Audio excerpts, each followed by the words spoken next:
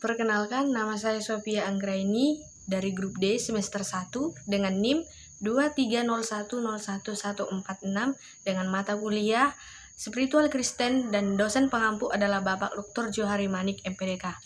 Di sini saya akan menyampaikan sedikit mengenai tentang buku Secret Pathways, yaitu mengenai 9 tipe spiritualitas atau jalur kudus, yaitu ini untuk sebagai syarat memenuhi tugas dari Bapak Johari Manik dengan spiritual Kristen.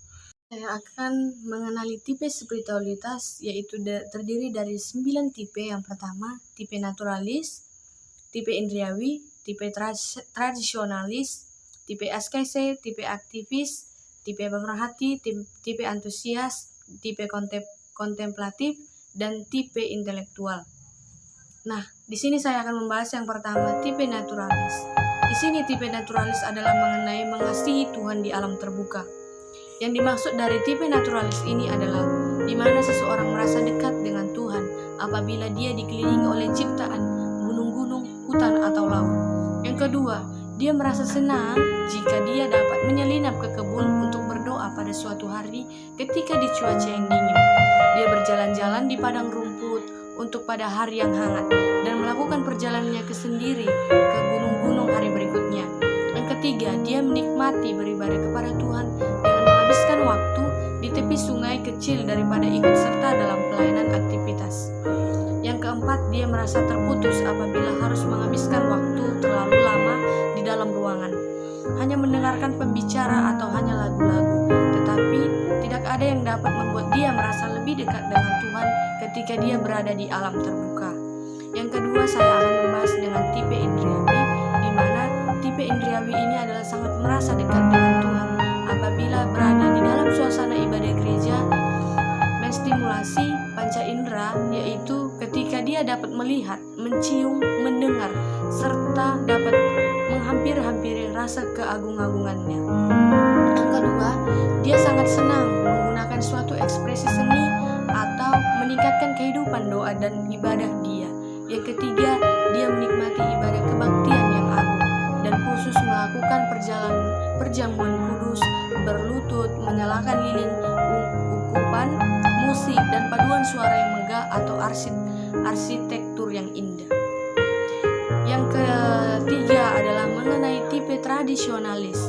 Di sini, tipe tradisionalis ini adalah di mana seseorang merasa sangat dekat dengan Tuhan saat ikut serta dalam bentuk ibadah yang sangat dikenali dan menyimpan kenangan-kenangan masa kecilnya. Ritual dan tradisi menyentuh lebih dari apapun juga. Di dalam tipe ini, di mana juga seseorang mengembangkan suatu aturan, kebiasaan atau acara ritual, doa pribadi, pembacaan Alkitab, dan menjaga tertib hidup dalam rohani. Yang ketiga, dia menikmati ikut serta dalam liturgi formal, menggunakan simbol-simbol pengingat, serta mengikuti daftar bacaan Alkitab, doa, daftar doa, dan kalender tamu gerejawi untuk ibadah pribadi dan keluarga. Yang selanjutnya adalah tipe askese, di mana seseorang merasa sangat dekat dengan Tuhan dengan sangat ketika ia sendirian dan tidak ada yang mengganggu dia untuk memfokuskan diri dia kepada hadirat Tuhan.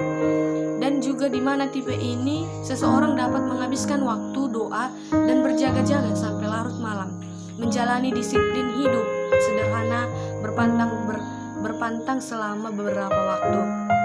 Dan selanjutnya adalah menikmati mengikuti retreat di biara, di mana dia dapat menghabiskan waktu sendiri di ruangan kecil, berdoa kepada Tuhan dan mempelajari firman atau berpuasa beberapa hari. Ini hampir sama dengan tipe naturalis, cuman tipe naturalis bedanya dia lebih menyukai sendirian di alam terbuka. Namun tipe askese ini dia merasa sangat dekat dengan Tuhan saat dia sendirian dan tidak ada yang mengganggu dia, sehingga dia dapat memfokuskan dirinya untuk menyambut kehadiran Tuhan.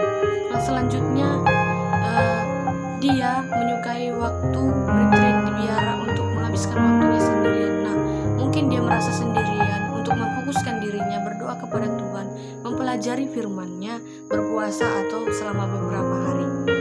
Yang selanjutnya adalah tipe aktivis, di mana seseorang dapat merasa dekat dengan Tuhan saat dia bekerja sama dengan menegakkan keadilannya, mengirim tulisan, surat kabar, membela yang tertindas, atau mengikuti permasalahan-permasalahan sosial etis yang sedang hangat.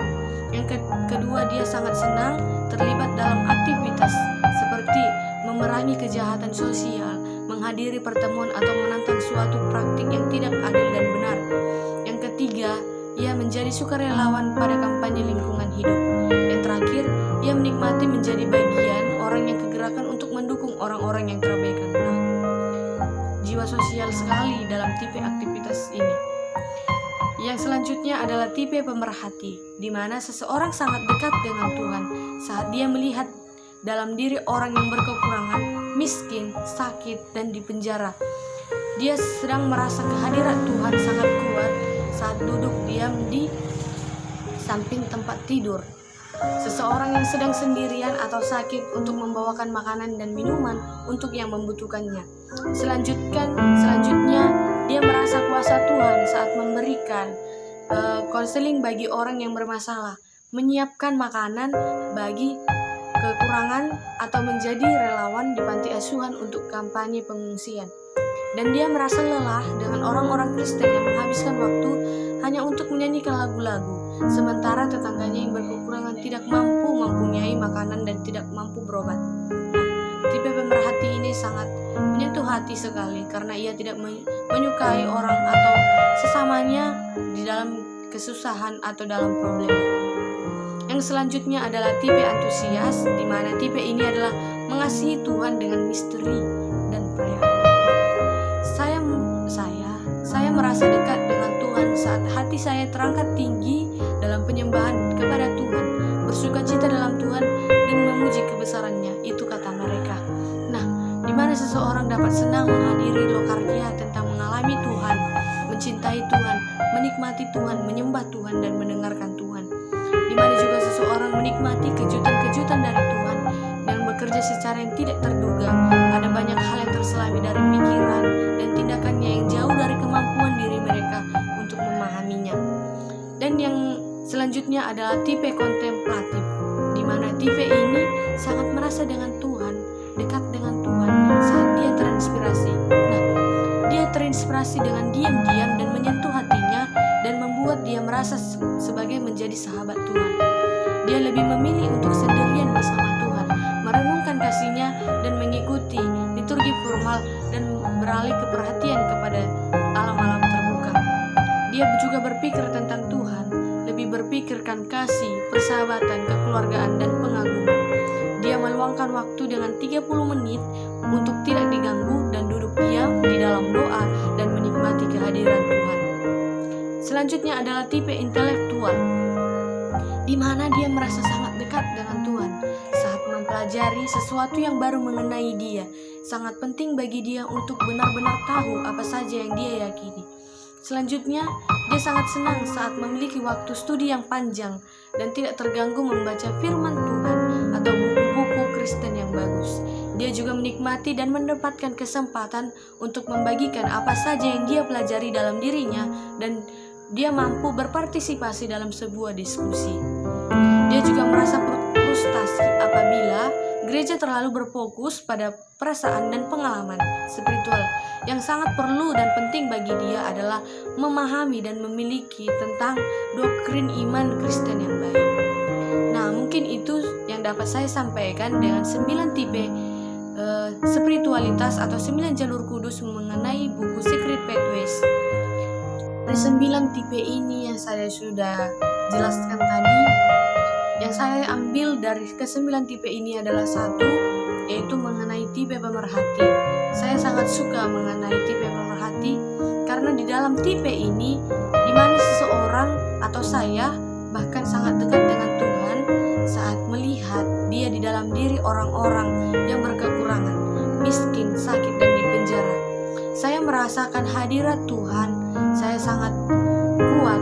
Saya saat duduk diam di samping tempat tidur seseorang yang sedang sendirian atau sakit untuk membawakan minuman, makanan, dan kepada seseorang yang membutuhkan. Saya juga merasakan kekuasaan Tuhan saat saya memberikan konseling bagi orang yang bermasalah, menyiapkan makanan bagi orang atau bagi keluarga yang kurang, atau berkurang kebutuhan, menjadi relawan dan bisa membantu orang-orang sekitar yang dapat membutuhkan pertolongan.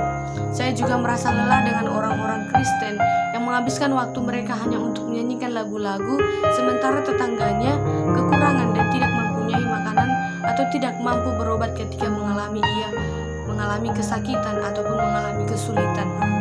Jadi saya lebih baik merawat seseorang sampai sehat atau memperbaiki atau dapat membantu mereka serta dapat menolong mereka untuk menyalurkan atau merasakan kasih Tuhan dari tipe pemerhati ini.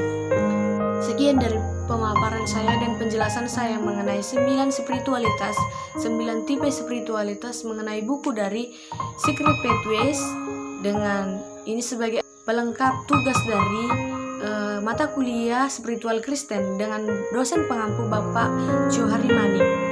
Itulah mungkin yang saya sampaikan. Jika ada kekurangan, saya mohon maaf karena saya di sini hanya belajar untuk mendapatkan ilmu dan dapat menerapkan pelajaran yang setelah saya pelajari untuk bermanfaat bagi kehidupan saya sehari-hari. Demikian dari pemaparan saya dan penjelasan saya. Saya mohon maaf jika ada kesalahan.